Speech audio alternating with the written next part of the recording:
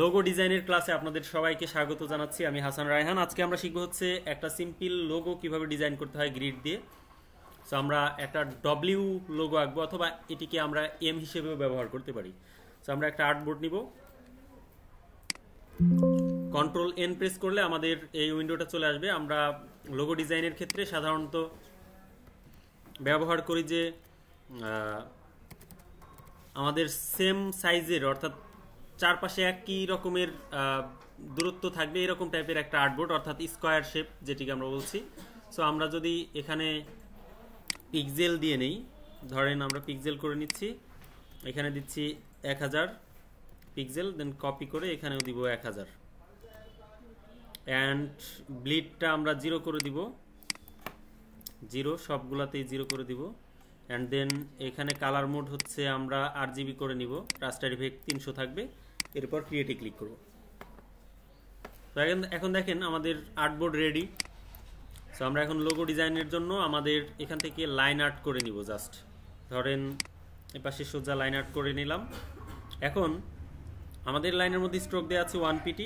So আমরা এটাকে selection tool select করে একটু কপি করে নিব।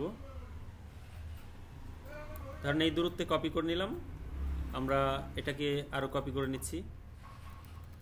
ধরেন এভাবে করে নিলাম, আমি একাধিক করে নিলাম। জাস্ট এটাকে গ্রুপ করে দিব, কন্ট্রোল জি, অ্যালাইন করে মাঝখানে নিয়ে নেই। এটাকে আমরা আরেকটা কপি করব, অ্যান্ড দেন এটাকে আমরা একটু বাঁকা করে নিব, অর্থাৎ এটার ডিরেকশনটা চেঞ্জ করে দিলাম এদিকে। এখন এটাকে আমরা হচ্ছে অ্যালাইন করব, অ্যান্ড দেন এই দুইটাকে ধরে আমরা আবার এটার ডিরেকশনটা চেঞ্জ করে শিফট ধরে 45 ডিগ্রি অ্যাঙ্গেলে ঘুরাই দেব। বোঝা গেছে? আমরা অনেকগুলো নিলাম, এতগুলো গ্রিডের দরকার নাই। আপনি হচ্ছে যে মানে 4-5টা গ্রিড নিলেই আমরা যে লোগোটা ডিজাইন করতে চাচ্ছিলাম সেটা করা হয়ে যাবে। সো আমরা ধরেন যে নেট হয়ে গেছে না, সো আমরা সবগুলোকে সিলেক্ট করব, অ্যান্ড দেন হচ্ছে শেপ বিল্ডার টুল নিব। সো এখান থেকে এরকম করে এটা আঁকলাম, তারপরে হচ্ছে এরকম করে এটা আঁকলাম। এটার কালারটা আমরা চেঞ্জ করে দিই, তাহলে একটু বেটার লাগবে। এখান থেকে আমরা ধরেন এই টাইপের কালার নিলাম। ধরেন আমরা হচ্ছে শিফট এটা ধরে এরকম করে দিলাম, তারপরে হচ্ছে এটা এভাবে দিলাম, অ্যান্ড এটা এভাবে দিলাম। সরি, এটা এভাবে হবে না, তো এটা হচ্ছে এটা এভাবে দিলাম। বোঝা গেছে? সো আমাদের দেখেন এটা একটা ডিজাইন অলরেডি হয়ে গেছে, এটা ডব্লিউ ডিজাইন হয়ে গেছে। ক্লিয়ার? সো আমরা এই দুইটাকে ডিলিট করে দেব। আগে এটা আনগ্রুপ করে নিতে হবে, আনগ্রুপ, অ্যান্ড দেন হচ্ছে এটাকে সিলেক্ট করে ডিলিট করে দিলাম। এগুলাকেও ডিলিট করে দিই। একাধিক নেওয়ার দরকার নেই, আমরা অল্প নিলেই হতো। যদিও এটার আমরা স্টকটা অফ করে দিব।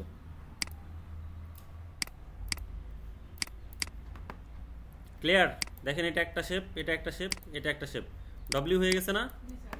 তো এখন এটাকে আমরা যদি চাই, ধরেন গ্রুপ করে দিলাম, চেঞ্জ করে এটাকে জাস্ট আমরা ঘুরাই দিব, শিফট ধরে এভাবে ঘুরাইলাম, এটা এম হয়ে গেল। সো আপনার এটা একটা লোগোর মধ্যে পড়ে। তো এটাকে আপনি কালার চেঞ্জ করে দিতে পারেন, একাধিক কালার ব্যবহার করতে পারেন। তো আমরা যদি এখানে ধরেন আমরা এখানে একটা রেক্টেঙ্গেল নেই, আর কালার আমরা নিজেরা দিলে কি হবে, কালারটা ফুটে উঠবে কম। এই জন্য আমরা গুগলে এসে সার্চ করব গ্রাডিয়েন্ট,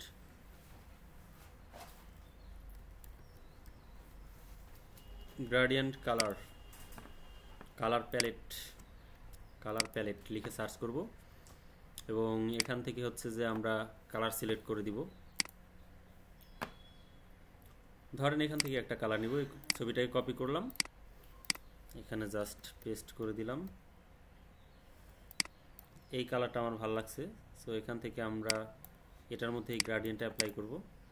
এটাকে সিলেক্ট করলাম, গ্রাডিয়েন্ট প্যানেল, ডাবল ক্লিক করলে গ্রাডিয়েন্ট প্যানেলটা এখানে ওপেন হবে। জাস্ট এটাতে ক্লিক করব, অ্যান্ড দেন এক পাশের কালার নিব, আইড্রপার নিয়ে ধরেন এখান থেকে এই কালারটা নিলাম, এই পাশেরটা সিলেক্ট করলাম, আইড্রপার দিয়ে এই পাশের একটা কালার নিলাম।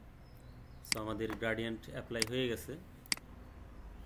এখন দেখেন আমরা চাইলে এই কালারটা আমরা এখন এখানে অ্যাপ্লাই করব। এটা ডিলিট করে দিই, অথবা আমরা এটাকে রাখতে পারি, এটা ডিলিট করে দিই, মিউজিক। সো আমরা লোগোর নাম দিব হচ্ছে মিউজিক। আমরা এইভাবে করছি, এই পাশে করে দিতে পারি। আবার আমরা চাইলে এই শেপগুলো এই পাশে রাখতে পারি, এটা জয়েন করে দিতে পারি এভাবে থাকলে বেশ ভালো লাগতেছে। এখানে দেখেন আরেকটা কাজ করা যায়, এখানে সবগুলা শেপ আপনি সিলেক্ট করলেন, করার পর ডিরেক্ট সিলেকশন টুল সিলেক্ট করলেন, এবং এখানে একটা কর্নারে ধরে আপনি যদি এভাবে বাঁকা করেন সবগুলো কর্নার বাঁকা হবে, বোঝা গেছে? এরকম। সো আমাদের তো এই কর্নার বাঁকা করার দরকার আছে, কিন্তু এই কর্নার বাঁকা করার দরকার নাই, তাই না? সো আমরা যেখানে যেখানে বাঁকা করার দরকার আছে সেখানে সেখানে আমরা ক্লিক করব। এখানে একটা ক্লিক করলাম, শিফট ধরে এখানে, তারপরে শিফট ধরে এখানে, শিফট ধরে এখানে, তারপরে হচ্ছে শিফট ধরে এখানে, এখানে, এখানে। আর এটা কি বাঁকা করার দরকার আছে? নাই। এটা করছি কি, এটাতে ক্লিক করে না, এখানে দেখেন, দেখি, ও এই তিনটা হয়েছে, ওটা হয় না। কন্ট্রোল জেড দিই, আমরা শুরু থেকে করি তাহলে হবে। এটা সিলেক্ট করলাম, সবগুলা সিলেক্ট করি,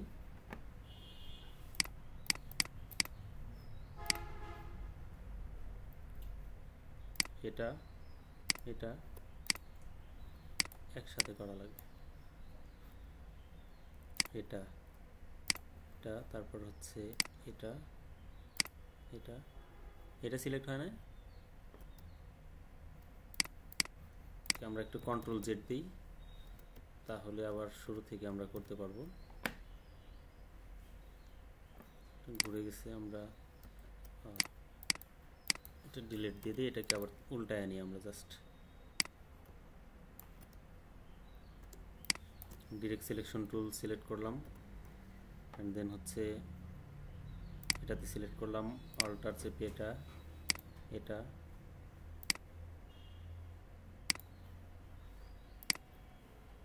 হয়ে গেছে আমাদের সিলেকশন। এখন আমরা এভাবে দিলাম,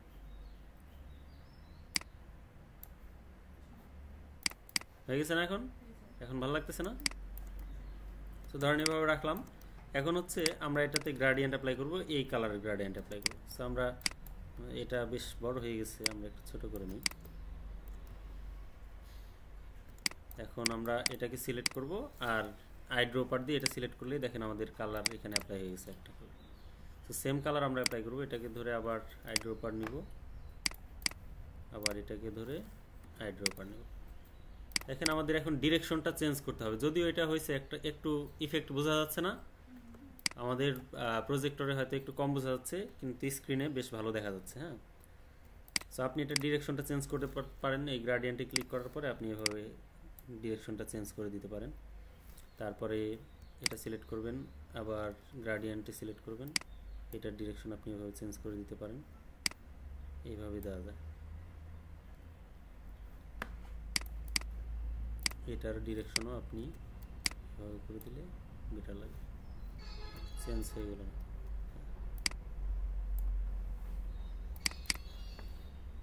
সো এখন দেখেন এটা একটা সুন্দর ডিজাইন হয়ে গেছে। এটাকে আপনি গ্রুপ করবেন, গ্রুপ করার পর অবজেক্ট থেকে এক্সপান্ড করে দিবেন, তারপর ওকেতে ক্লিক করবেন। এখন সরি, এক্সপান্ড করার দরকার নেই, কারণ হচ্ছে এখানে লাইনগুলো চলে আসে, আমরা ব্যাক করে দিলাম। এখন হচ্ছে এক্সপান্ড করলেও আপনি এই তিনটাকে এভাবে সিলেক্ট করে এক্সপান্ড করে আলাদা আলাদা করে একটা একটা করে সিলেক্ট করে, কারণ আমরা এভাবে আনগ্রুপ করে নিই। এটা একটা পার্ট, এটা একটা পার্ট হয়ে গেছে। সো এটা পার্ট তিনটা থাকবে, না হলে আমাদের এই যে গ্রেডিয়েন্ট অ্যাপ্লাই করা যাবে না। সো আমরা একটাকে ক্লিক করে অবজেক্ট থেকে এক্সপান্ড করে, এটা হচ্ছে গ্রেডিয়েন্ট ম্যাশ, আগে এক্সপ্যান্ড করে নেওয়া লাগতো, তাহলে এটা ঠিকঠাক থাকতো। গ্রেডিয়েন্ট ম্যাশ ওকে করে দিলাম। হ্যাঁ, গ্রেডিয়েন্ট ম্যাশ করে দিলে আর এটা চেঞ্জ হবে না গ্রেডিয়েন্টটা।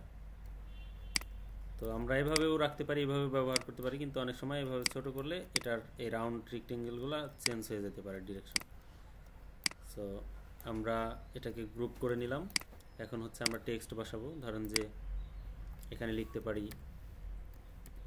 মিউজিক, অ্যান্ড দেন এই ফন্টগুলা কী টাইপের ফন্ট ব্যবহার করব বলেন তো? আমরা যে ইনস্টল করেছিলাম প্রফেশনাল ফন্ট, ওই টাইপের ফন্টগুলো ব্যবহার করব। সো এটা ব্যবহার করতে পারি। মিউজিক বোল্ড করে দিব।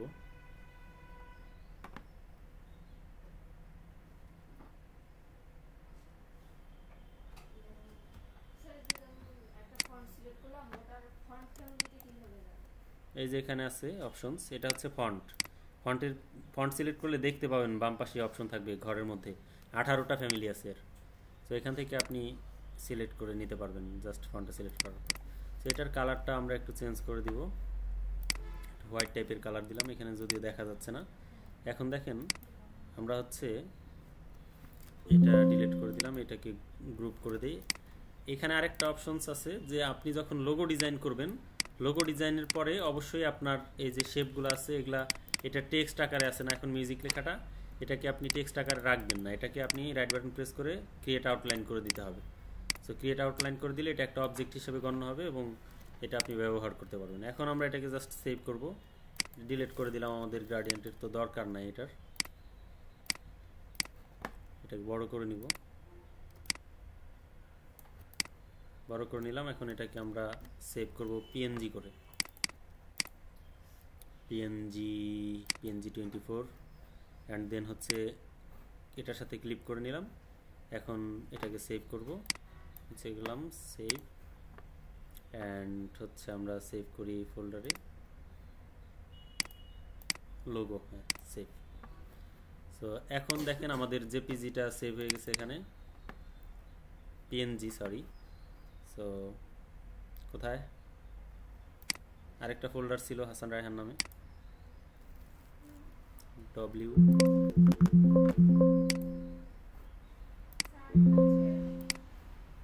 হ্যাঁ এখানে সেভ হয়েছে জি, WM লোগো। এটা হচ্ছে এম উল্টো করে দিলে আমরা এভাবে ব্যবহার করতে পারি। এখন দেখেন তো ভালো লাগতেছে। আর স্ক্রিনে এসে দেখেন, এখানে এসে দেখেন তাহলে ভালো লাগবে, এখানে একটু কম বোঝা যাচ্ছে। দেখেন ভালো লাগতেছে না এখন এটা দেখে? বোঝা যাচ্ছে এখন কালারটা, ইফেক্টটা। সো আপনি যদি এটাকে মক আপ করেন, এখন মক আপ করলে এটা কিন্তু আরো আসাম দেখা যাবে। ওকে ঠিক আছে, ধন্যবাদ, আপাতত এই পর্যন্তই।